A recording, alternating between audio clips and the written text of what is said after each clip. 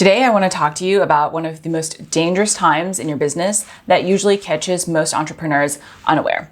This video is inspired because I was recently talking to a private client of mine. She is having her best month ever, and she is excited to be growing. She's on top of things, has an amazing work ethic, has gotten over the hurdles of being a new business, and she's coming to me saying, okay, I don't know what's going on. I feel overwhelmed. I'm not doing things I know I need to be doing, and I'm scared.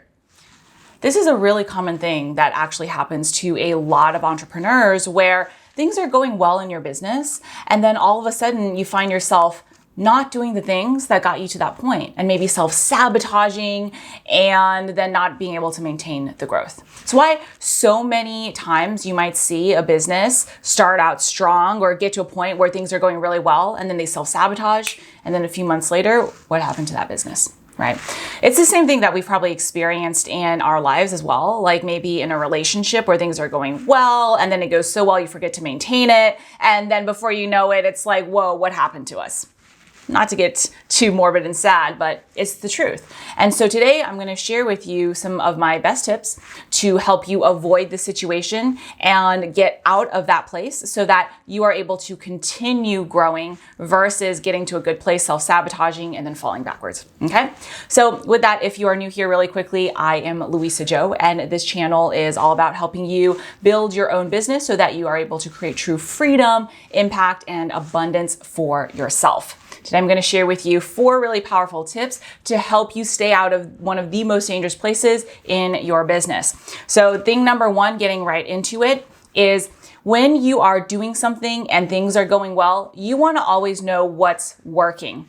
This is really important because you would be surprised how many people I see who get to a place where things are going well in their business and they don't know why things are going well. Like, I think I just, did this for a really long time and it started working and I'm just hoping that it's going to keep on working well. That's not how you set yourself up for long-term success. Is it because you have consistently been growing your leads? Is it because you've been sharing really good content? Is it because your offers are on point? What's actually been going on? Is it just because you've been consistent finally, right? You probably know if you sit down and analyze what you've been doing for the past few weeks or months, what's going to be working well and what's driving the growth that you're seeing. So when you know that, you want to write down all the things that I have been doing to get to this point. And this is a really common piece of advice a lot of entrepreneurs share in some form or another, and really just successful people in general, where they write down maybe journals or daily trackers of what they're doing.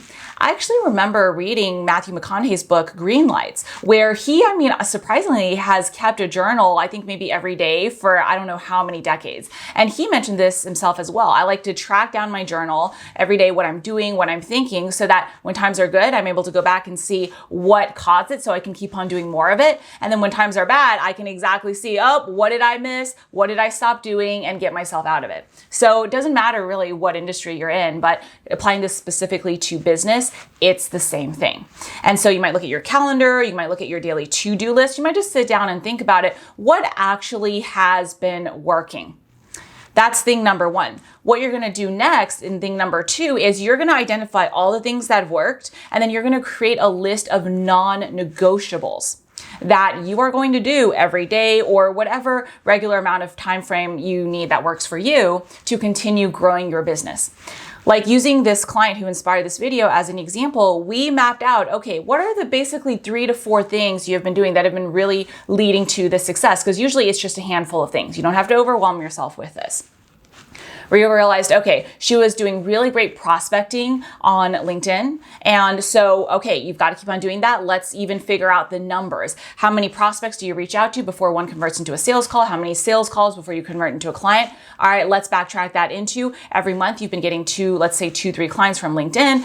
These numbers are made up because I want to protect her privacy, but just to give you an example. All right. So, okay, knowing that you need to reach out to this many prospects to get 2 sales every month from LinkedIn. So let's make sure we break out that number into how many prospects you reach out to every month / every week / every day to be able to maintain that. We also realized that she was doing some really great business partnerships and bringing in affiliates to promote her. And so, okay, who are these affiliates? Again, how many affiliates do you need to pitch? How many affiliates do you need to connect with? How many sales calls does that drive? And then how many clients does that drive? So every month, How many affiliates do you need to be connecting with? And then she was also creating really great content for her existing audience to grow it. So again, that was a little bit easier. How much content have you been putting out? She was just sending 3 emails a week to her email list and then sharing content daily on LinkedIn. Okay, those are the non-negotiables. So we basically got it down into about 4 non-negotiables: X number of LinkedIn prospects contacting and outreach per day, X number of affiliate contacts per week, and then X emails per week, and then X one daily weekday piece of LinkedIn content. That's just an example to break it down for you and show you that this can be really simple. And this is a client who's doing 5 figures a month. So this is not I'm just sharing with you that it doesn't have to be complicated at a certain point in your business, right? And then once you have those non-negotiables, it becomes a lot harder for you to self-sabotage, because it's literally, hey, did I do all the things on my list? If so, great, I'm on track. If not, what's going on? Why didn't I do it? Even if I didn't, I know exactly what happened. I can look into why I didn't do it. Am I self-sabotaging? Do I need to call myself out? Do I need to get some additional support? Am I focusing on things that don't matter so that I can procrastinate focusing on my non-negotiables? And whatever it is, you know what's causing it. That's how you can, step number 1 is solving any problem. And then you get back on track to doing your non-negotiables and holding yourself steady to get past any potential self-sabotage. So that's thing number 2. Thing number 3, once we map out the non-negotiables and what's working, is actually more mental, because this is just as important. I mean, you've probably heard, right, the saying that entrepreneurship and to succeed is like 90% mindset and 10% the doing. 90% getting ahead of our self-sabotage and our potential blocks and money blocks and issues, which is crazy, but it's the truth, because that's how human beings work. And so the third tip I have for you is to be aware of this issue. So what I like to do, knowing this, is that every single day, actually, you know what? This is reminding me of a story I heard from Andrea. I don't know her, not from her, heard her share in an interview, Andrea Zhou, the former CEO of Avon. And I think she's the chairperson of some other really successful corporation right now. She said every Friday, or maybe every other Friday, so could be potentially misquoting her a little bit, but the idea is definitely hers, and it's going to stay true to that. She said, every Friday I fire myself, so that on Monday, when I come in brand new, I've got a fresh pair of eyes. I'm not taking anything for granted, and I'm doing the best job as I can from the first perspective. It's also like what Jeff Bezos says with Amazon, right? Every day is like day 1 or day 2 in the business. And because if we get any further, we tend to get complacent. Right? So it's the same mentality, no matter whose story you relate to the most. It's just being aware of this and staying ahead of it. So something I like to do is I do the same thing every day. Maybe I'm not perfect with it every day, but definitely most days, and quite a few times a week, where I will, before I start my day or at the end of my day, before the next day, I will sit down and analyze, hey, was this a good use of my day, my past few days, my past few weeks, etc.? If so, great. How can I do more of it? How can I get even better? If not, what happened? What do I need to do to shift it? So I'm constantly aware of this, because I just know my tendency to be a human being, potentially self-sabotage, procrastinate, get complacent when things are going well. And so this way, I am always on top of it, and I'm not letting anything slide until, it's too late or it's going to be a lot harder to bring it back. So that is really, really key. Which brings me to the next point. And this is something that I see a lot for people, again, who are doing well. So, like that saying, sometimes the most dangerous place is when things are going well, which is really the whole point of this video. But a common place I see is when I work with a lot of entrepreneurs and they come to me and they say, hey, Luisa, I want to hire you to grow my business to 7 figures, my coaching/course business. I'm like, okay, amazing, right? They're probably doing like low 6 figures when we start working together. And so we'll work on their business, we'll grow it. They'll get to about like mid 6 figures. It'll be more money than they've ever made before. They'll be really enjoying their life, having a lot of profit, having a lot of free time. And then they kind of lose their motivation, right? So they stop pushing as hard as they did when we first started working together, because they have more than enough money. They have more money than they ever dreamed. And then they're like, you know what, Luisa, I'm good, right? I just want to maintain this business and just enjoy my life. Nothing wrong with that. I want to be really clear, right? Do what feels good to you. Get to the point that feels good to you. Have the right life business balance that feels amazing to you. That's the whole point of building a business like this.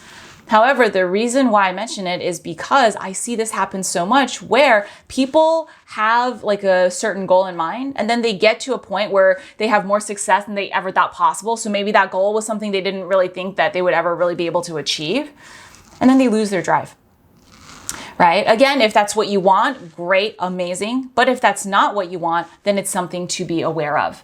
And so what that means is really keeping your eye on the ultimate prize, right? And working towards that, again, proactively every day. This is something that I definitely still struggle with myself because, frankly, growing up in a very middle-class immigrant family, I never thought I'd even have a fraction of the success, all success being relative, so totally understanding that, but the relative success that I've had today. There's so much more that I want to do, right? But it can be really easy to kind of put it off and self-sabotage because it's going to require me to step outside of my comfort zone once again, to learn new things and do things that I haven't done before, to potentially fail in new ways when it's comfortable where I am. My life is great. I have more money than I ever thought I would, than I need. I love what I do, right? I'm considered a leader in my industry. So it could be very easy for me to coast. And so knowing that mentality, what I have to shift it to is it's not black and white. It's not, did I succeed or did I fail? It's really about the growth of the journey and pushing myself out of that and tracking my growth every day and seeing how far I can go. So my eye is on the big term prize, like the impact I want to create, the businesses that I want to do, the growth that I want to create. And what that does is it allows me to continue focusing on the growth piece versus settling into that place of complacency or self-sabotage. So for me personally, the joy is in growing and in learning. I love doing that. I love a good challenge. I love problem solving. It's probably because I am an engineer by training. So for you, if that's something you want to do as well for yourself and be aware of, it comes down to figuring out what is your motivation. Because in the beginning, it could be the money, it could be the freedom, amazing. You're going to get to a point, if you don't give up and you're following all the advice that I share with you, where you're going to have that. What do you do at that point? Do you just chill? If that's what you want, amazing. Again, let's be clear on that. But if there's more that you want to create, there's more impact, more abundance, a larger footprint on this earth during our time here, then what's going to drive you beyond that? You've got to start getting clear on that now. And it's not something you need to get clear on right away because it might take you some time to figure it out. But if you don't get clear on it now, you're not going to get clear on it by the time you need it, right, to be able to continue forward. So that is something to be aware of. And the reason I mentioned that specifically for this video in this context is because, by the way, I don't know if you can hear the sirens in the background. I used to cut off the video and then restart, but the truth is, I live in New York City. There are always sirens going on. And so just consider it some good LZ background music, essentially. So back to this, that was just distracting me a little bit, so I had to call it out. But back to this, inside the context of what we're talking about here, this is really important because no matter where you are, even if you've just had a small win in your business, you want to be aware of what's going on right now so that even if you're not yet where you want to be in terms of the financial abundance, the freedom, the control, all of that, okay, this can potentially come up even earlier than that. I might be self-sabotaging because this is more success than I'd even thought. I'm scared of the success. I'm scared of actually having it, right? I'm scared what that's going to mean. I'm scared I'm going to lose my drive, all common fears. And so taking care and starting to think about what's going to be your ultimate prize, what's going to be your ultimate motivation now is going to help you get past that hurdle as well. And so those are all the things that I wanted to share with you today to make sure that you get past the most dangerous time in your business. Now, if you're watching this, I'm guessing you're someone who's really motivated and really cares about growing an amazing business that not only changes your life, but other people's lives as well. And so with that, I've got another really great video for you on how to scale your business to multiple six figures. You're specifically a coaching business or a service-based business. So if you want to know what to do, make sure you go ahead and watch this video, which I will put for you right here, and I will see you there.